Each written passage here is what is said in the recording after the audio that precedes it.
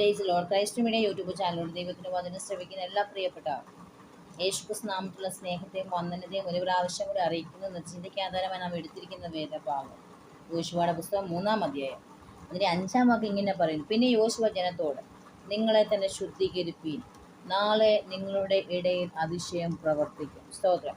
ഇവിടെ യോശുവ നമുക്ക് മനസ്സിലാക്കാൻ കഴിയുന്നൊരു കാര്യം, അപ്പം യോശുവ മരിച്ച ശേഷം, മരിക്കുന്നതിന് മുമ്പ് യോശുവ ഇസ്രായേൽ നായകനായി നിർമ്മിച്ചു എന്ന ആവർത്തന പുസ്തകം 34-ാം അധ്യായം നമുക്ക് വായിക്കുവാൻ കഴിയും. അവന് 90 വയസ്സായിരുന്നു ആ സമയത്ത്. യോശുവ 110 വയസ്സായവനെ മരിച്ചു. എന്നാൽ ഇസ്രായേൽ ജനത്തെ പിന്നത്തേതിൽ വാഗ്ദത്ത നാട്ടിലേക്ക് നയിക്കുകയും ശത്രുക്കൾ ഒന്നൊന്നായി കീഴടക്കി ദേശം ഓരോ ഗോത്രങ്ങൾക്ക് വിഭാഗിച്ചു നൽകുകയും കനാന്യരുടെയും മ്ലേച്ഛത, വിഗ്രഹാരാധന, ലൈംഗിക പാപങ്ങൾ, നരബലി അങ്ങനെയുള്ള ദേശത്ത് നിന്ന് ആ ഇസ്രായേൽ ജനത്തിന് വിരോധമായി നിന്ന ദേശക്കാരെ എന്ത് ചെയ്തു? നിർമൂലമാക്കുവാനും എന്ത് ചെയ്തു? യോശുവയിലൂടെ ദൈവം ഇടയാക്കി. എന്നാൽ യോശുവയ്ക്ക് ഒരു ധൈര്യക്കുറവുണ്ടായിരുന്നു. നമുക്ക് 1-ാം അധ്യായത്തിലൊക്കെ വായിക്കുമ്പോൾ പറയുന്നുണ്ട്, ഉറപ്പും ധൈര്യമുള്ളവനായിരിക്കുക, ഞാൻ എന്ത് ചെയ്യുക, ഞാൻ മോശയുടെ കൂടെ ഇരുന്നതുപോലെ നിന്നോട് കൂടെ ഇരിക്കും എന്നൊക്കെ എന്ത് ചെയ്യുക, യോശുവയോട് ഞാൻ നിന്നെ കൈവിട്ട് ഉപേക്ഷിക്കുകയില്ലെന്നൊക്കെ എന്ത് ചെയ്യുക, ഈ ദൈവം മോശയോട് ഒപ്പം നടന്നവൻ അതിൻ്റെ പലപ്പോഴും മറ്റുള്ളവർ തന്നെ ഉൾക്കൊള്ളുമോ എന്ന്, അല്ലെങ്കിൽ എന്ത് ചെയ്യുക, വിചാരിച്ച് പലപ്പോഴും ശുശ്രൂഷയിൽ നിന്ന് പുറകോട്ട് പോകാൻ യോശുവ അല്ലെങ്കിൽ തനിക്ക് താൻ ബലഹീനാണെന്ന് മനസ്സിലാക്കി, തനിക്കതിന് കഴിവില്ലെന്ന് മനസ്സിലാക്കി ശുശ്രൂഷന് പുറകോട്ട് പോകുവാൻ താൻ ആഗ്രഹിച്ചൊരു സമയമുണ്ട്. എന്നാൽ യോശുവയോട് ദൈവം പറയുന്നൊരു കാര്യം, യോശുവയുടെ 1-ാം പുസ്തകം നോക്കുകയാണെങ്കിൽ, അല്ലെങ്കിൽ നിന്റെ ജീവകാലത്ത് ഒരു മനുഷ്യൻ നിന്നെ നേരെ നിൽക്കുക, ഞാൻ മോശയോട് ഇരുന്നത് പോലെ നിന്നോട് കൂടെ ഇരിക്കും, ഞാൻ നിന്നെ കൈവിട്ട് ഉപേക്ഷിക്കുകയില്ല, ഉറപ്പും ധൈര്യമുള്ളവനായിരിക്കും. ഈ ജനം മോശയോട് പുറപ്പെടുത്തലും മോശയോട് പ്രവർത്തിച്ചതുമൊക്കെ യോശുവ കാണുന്നുണ്ട്. അതുകൊണ്ട് ഈ ജനം എന്ത് ചെയ്തു? ദൈവത്തിനെതിരായി നിൽക്കുന്ന, അല്ലെങ്കിൽ ദൈവത്തിന് വിരോധമായി സംസാരിക്കുന്ന, പലപ്പോഴും സംസാരിക്കുന്ന ജനം എനിക്ക് നേരെയും എന്ത് ചെയ്യുക, എൻ്റെ ശുശ്രൂഷയ്ക്ക് നേരെയും സംസാരിക്കുവാൻ ഇടയാക്കുമെന്ന് പലപ്പോഴും കണ്ടിട്ടുള്ള യോശുവയാണ്. എന്നാൽ എന്ത് ചെയ്യുക, അവിടെ പിൻപോട്ട് പോകാൻ ശ്രമിക്കുമ്പോൾ അല്ലെങ്കിൽ ദൈവം തന്നെ യോശുവയെ തന്നെ വിളിച്ചു വേർതിരിച്ച് കർത്താവിൻ്റെ വേലയ്ക്ക് വേണ്ടി ആക്കി വയ്ക്കുന്ന കാണും. ഇസ്രായേൽ ജനത്തെ യോശുവ എന്ത് ചെയ്തു? മുന്നോട്ട് നടത്തി. യോശുവ കൽപ്പിക്കുകയും എന്ത് ചെയ്യുക, ചെയ്യണമെന്ന് പറയുന്നുണ്ട്. എന്നിട്ട് എന്ത് ചെയ്യും? ഓരോ കാര്യം നമുക്കറിയാം. 1-ാം അധ്യായം വായിക്കുമ്പോൾ നമുക്ക് മനസ്സിലായി. നാം ഇന്ന് വായിച്ച 3-ാം അധ്യായമാണ്. 3-ാം അധ്യായത്തിൽ പറയുകയാണ്, ജോർദാനിൽ ഇവർ അക്കരെ കടക്കണം. അപ്പോൾ ഈ ഇസ്രായേൽ ജനം പലപ്പോഴും ദൈവം നന്മകൾ ചെയ്യുമ്പോൾ ദൈവത്തോട് അടുക്കും. അപ്പോൾ ദൈവം നന്മകളിൽ നിന്ന് അവർ നന്മത്ത് സൗകര്യങ്ങൾ അനുഭവിക്കുമ്പോൾ ദൈവത്തിന് അവരെന്ത് ചെയ്യും? അകന്നു പോകും. എന്നാൽ അതെന്ത് ചെയ്യാം? അത് ദൈവത്തോട് ചെയ്യുന്ന വലിയ പാപമാണ്. പാപം ചെയ്യുന്ന ദേഹി മരിക്കുമെന്നാണ് തിരുവചനം റോമാലേഖനത്തിൽ പറയുന്നത്. എന്നാൽ ഇസ്രായേൽ ജനത്തിൽ നമുക്കറിയാം, ഇസ്രായേൽ ജനം ഏകദേശം 4 ലക്ഷം പേരോളമാണ്. 4 ലക്ഷത്തിൽ കൂടുതൽ ആൾക്കാർ എന്ത് ചെയ്യാം? ഈ ഇസ്രായേൽ ജനം ഇസ്രായേലിൽ നിന്ന് വന്നു. പക്ഷെ എന്നാൽ എന്ത് ചെയ്യുക, പലരും മോശയുടെ സമയത്ത് പലരും മരുഭൂമിയിലും ഒക്കെ പട്ടുപോയി. ഇന്ന് ഉള്ളത് യോശുവയും കാലേബും മുതിർന്നവരാരും 18 വയസ്സ് താഴെയുള്ള ആൾക്കാർ മാത്രമേ എന്ത് ചെയ്തു? ഇന്ന് ഈ ഇസ്രായേൽ ജനം, അതായത് യോർദാൻ കടക്കുന്ന ഈ ജനമുള്ളൂ. നമുക്കിവിടെ പറയും, നമ്മൾ വായിക്കുകയാണ്, നമുക്ക് മനസ്സിലാക്കാൻ കഴിയുന്ന കാര്യം, യോശുവ ജനത്തോട് പറയും, നിങ്ങളെ തന്നെ ശുദ്ധീകരിക്കണം. പ്രിയപ്പെട്ടവരെ, വിടുതൽ വേണമെങ്കിൽ എന്ത് ചെയ്യുക? ഒരു ശുദ്ധീകരണം ആവശ്യമാണ്. ശുദ്ധീകരണം കൂടാതെ ദൈവത്തെ കാണുകയില്ലെന്നാണ് എബ്രായ ലേഖനത്തിൽ പറയുന്നത്. കാരണം ദൈവം വിശുദ്ധനാണ്.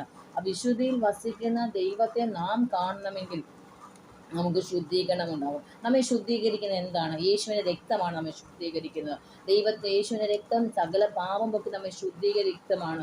ആ രക്തത്തെ നമ്മൾ പ്രാർത്ഥിക്കുമ്പോൾ, ഉപവസിക്കുമ്പോൾ നമ്മളെ തന്നെ ദൈവസനെ സമർപ്പിച്ചു കൊടുക്കണം. ഉപവാസത്താൽ വിടുതലുണ്ട്. പ്രാർത്ഥന എന്തുകൊണ്ടാണ് ചോദിച്ചു കഴിഞ്ഞാൽ, ഉപവാസം നമ്മെ ദൈവസനെ താഴ്ത്തി കൊടുക്കുന്നു. അതുകൊണ്ട് എന്ത് ചെയ്യുക? ഇവിടെ ശുദ്ധീകരണം ഉണ്ടെങ്കിൽ, നിങ്ങളുടെ ജീവിതത്തിൽ ശുദ്ധീകരണമുണ്ടോ?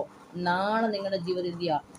ദൈവം നിങ്ങളുടെ ഇടയിൽ അതിശയം, ദൈവത്തിൻ്റെ പ്രവൃത്തി നിങ്ങളുടെ ജീവിതത്തിൽ വെളിപ്പെടണമെങ്കിൽ നമ്മുടെ ജീവിതത്തിൽ ശുദ്ധീകരണം ആവശ്യമാണ്. യോശുവയുടെ 7-ാം അധ്യായം അതിൻ്റെ 13-ാം വാക്യം, നീ എഴുന്നേറ്റ് ജനത്തെ ശുദ്ധീകരിച്ച് അവരോട് പറയുക, നാളത്തേക്ക് നിങ്ങളെ ശുദ്ധീകരിപ്പീൻ. ഇസ്രായേലിലെ നിന്റെ നടുവിൽ പാപമുണ്ട്, ശാപമുണ്ട്. ശാപം നിങ്ങളുടെ ഇടയിൽ നീക്കി കളയും വരെ ശത്രുക്കളുടെ മുമ്പിൽ നിനക്ക് നിൽക്കുവാൻ കഴിയില്ല എന്ന്.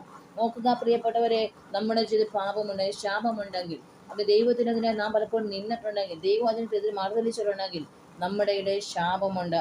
ആ ശാപം നിലനിൽക്കുമ്പോൾ എന്ത് ചെയ്തില്ല? നമ്മുടെ ജീവിതത്തിൽ അനുഗ്രഹം ഉണ്ടാകത്തില്ല. ആമേൻ, ഹല്ലേലൂയ. അതുകൊണ്ട് എന്ത് ചെയ്യുക? ശാപം മാറ്റി കളഞ്ഞു. ശുദ്ധീകരണം ഉണ്ടാകണം.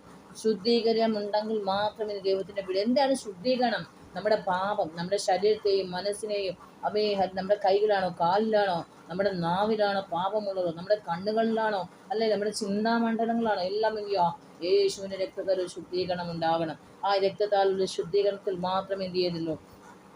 നിങ്ങളെ തന്നെ ശുദ്ധീകരിച്ച് നിങ്ങൾ ശുദ്ധീകരണം നിങ്ങളുടെ ജീവിതം നടന്നാൽ മാത്രമേ എന്ത് ചെയ്യത്തുള്ളൂ? നിങ്ങളുടെ ജീവിതത്തിൽ അനുഗ്രഹം വെളിപ്പെടത്തുള്ളൂ.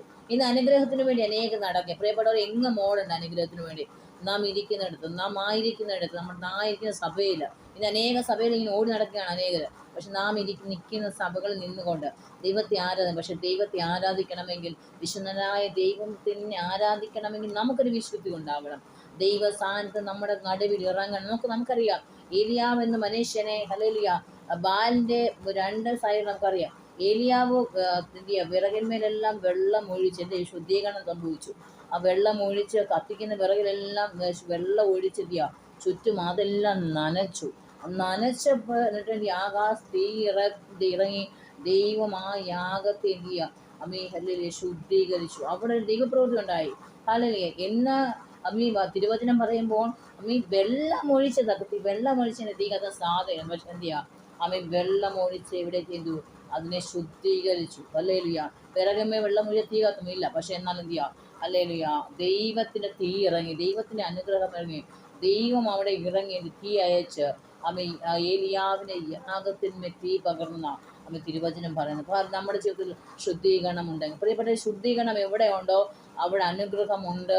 അനുഗ്രഹത്തിൻ്റെ നിങ്ങളുടെ നടുവിൽ ശാപമുണ്ടെങ്കിൽ നിങ്ങൾ ശുദ്ധീകരിക്കപ്പെട്ടാൽ മതി. ശുദ്ധീകരണം ഇല്ലാത്തടത്ത് അനുഗ്രഹം വെളിപ്പെടത്തില്ല. അനേക ആൾക്കാർ നിങ്ങൾക്ക് ദൂത് പറഞ്ഞിട്ടുണ്ടാകാം. നിങ്ങൾക്ക് ആലോചന മനുഷ്യൻ എന്തിയ നിങ്ങളുടെ ജീവിതത്തിൽ ലഭിക്കുന്നില്ലെങ്കിൽ, എവിടെയെങ്കിലും ക്രമീകരിക്കപ്പെടാനുള്ള മേഖല ക്രമീകരിക്കപ്പെടാനുണ്ടെങ്കിൽ ഇന്ന് പകൽക്കാലം ഏൽപ്പിച്ചു കൊടുക്കുക. നിങ്ങളുടെ അനുഗ്രഹത്തിന് തടസ്സമായി നിങ്ങളുടെ ജീവിതം നിൽക്കുന്ന മേഖലകളെ നിങ്ങൾ തന്നെ ജീവിതം നീക്കിക്കളയണം. മറ്റൊരാൾ വന്നിട്ടല്ല, നിങ്ങൾ തന്നെ നിങ്ങളുടെ ജീവിതത്തിൽ നീക്കിക്കളയുവാനിടയാകണം. ശുദ്ധീകരണത്തോടെ, പ്രാർത്ഥനയോടെ, ഉപവാസത്തോടെ ഈ ദിവസങ്ങൾ നിങ്ങൾ തന്നെ താഴ്ത്തി കൊടുക്കുന്നെങ്കിൽ, ഹല്ലേലൂയ, ദൈവത്തിന്റെ അത്ഭുതങ്ങൾ നിശ്ചയമായി നിങ്ങളുടെ ജീവിതത്തിൽ കാണും. ഈ ദൈവതാലോചന നിങ്ങളുടെ ജീവിതം അനുഗ്രഹമായി മാറും. അത്ഭുതങ്ങൾ നിങ്ങളത് അനുസരിച്ചാൽ ദൈവവചനം അനുസരിച്ച് നിന്റെ ജീവിതത്തിൽ വിടുതലുണ്ട്. ഈ വചനങ്ങളാ ദൈവം നമ്മെ സഹായിക്കട്ടെ. ആമേൻ.